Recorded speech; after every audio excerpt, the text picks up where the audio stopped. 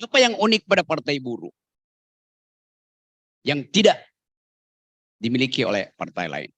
Partai buruh itu partai seluruh dunia.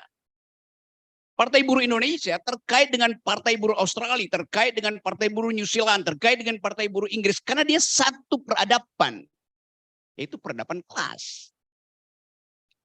Itu yang memungkinkan rasa sakit partai buruh Indonesia sama dengan rasa sakit partai buruh di Inggris.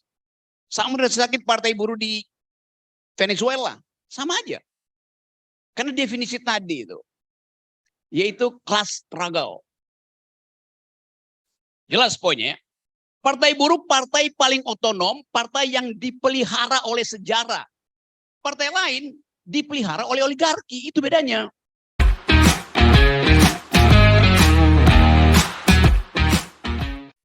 Ada ide bahwa Partai Buruh Indonesia harus mengikuti jejak partai buruh di dunia. Tetapi ada problem bahwa Indonesia mengalami satu fiksasi kultural. Karena kalau kita anggap bahwa, saya terangkan teorinya akhirnya. Buruh di Tangerang, di Bekasi, dieksploitasi oleh kapitalisme 24 jam. Maka dia jadi proletar di situ. Setiap lebaran, atau setiap ada hari raya, liburan, dia pulang kampung dengan ongkos 70.000.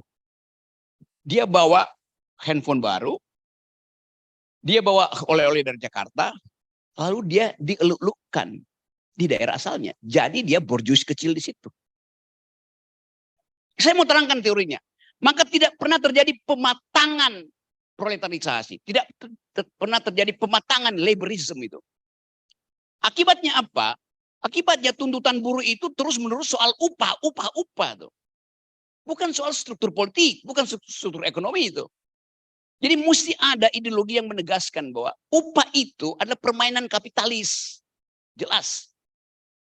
Hanya dalam unionism orang bertengkar soal upah. Partai buruh bukan unionism ideologinya, tapi laborism. Melakukan perubahan struktural. Saya tadi kasih poin itu. Apa yang mesti dirubah secara struktural? Itu prinsip seolah-olah masyarakat Indonesia mau adalah konsumen. Kita tidak anti pasar, tapi jangan market ekonomi berubah menjadi market society. Itu yang mesti dikendalikan tuh. Jadi dua tantangan partai buruh hari ini adalah memanfaatkan ideologi baru dunia yang sekarang sedang diedarkan, yaitu solidaritas. Solidaritas itu dasarnya adalah di Indonesia adalah keadilan sosial, kemanusiaan beradab tuh. Proto-sosialisme tuh, kooperasi. Itu kan ide dunia sekarang kan. Itu yang pertama. Yang kedua, feodalisme itu mesti dikendalikan. Kalau enggak akan ada pematangan kesadaran. Bahwa Anda dieksploitasi, saya dieksploitasi, begitu saya pulang ke kawasan-kawasan komunal, saya seolah-olah jadi borjuis kecil di situ. Itu membatalkan upaya untuk melakukan perubahan struktural terhadap kehidupan kita. Lain kali saya kuliah tentang hal yang bersifat teoritis. Tapi yang sekarang ada kebutuhan praktis, yaitu tadi. Ucapkan sesuatu dalam perbedaan yang tertinggi. Bahwa moral Republik harus kita perbaiki. Karena yang dibuat oleh Mahkamah Konstitusi kemarin adalah batu nisan demokrasi. Oke, partai kelas. Artinya partai kiri. Jadi saya mau berdiri sebelah kiri nih.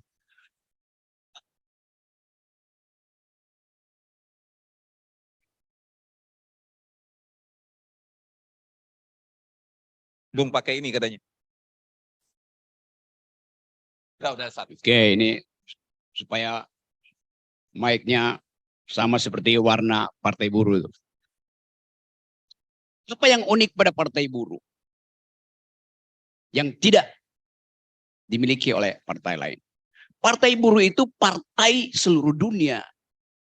Partai buruh Indonesia terkait dengan partai buruh Australia, terkait dengan partai buruh New Zealand, terkait dengan partai buruh Inggris. Karena dia satu peradaban, yaitu peradaban kelas.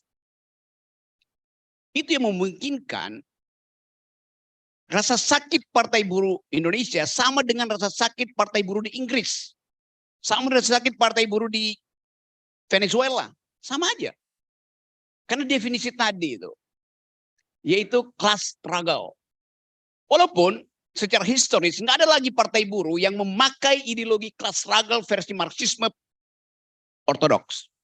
Partai buruh sekarang menggunakan parlemen dalam upaya untuk memenangkan regulasi. Itu aja bedanya. Tetapi tetap partai buruh itu datang dari kesepakatan kemanusiaan untuk membangun solidaritas. Itu dasarnya. Hanya itu dasarnya partai buruh. Itu poin pertama. Karena itu saya tidak ingin partai buruh itu tokoh-tokohnya menjadi buruh dari partai. Jelas poinnya ya. Partai buruh partai paling otonom, partai yang dipelihara oleh sejarah. Partai lain dipelihara oleh oligarki, itu bedanya.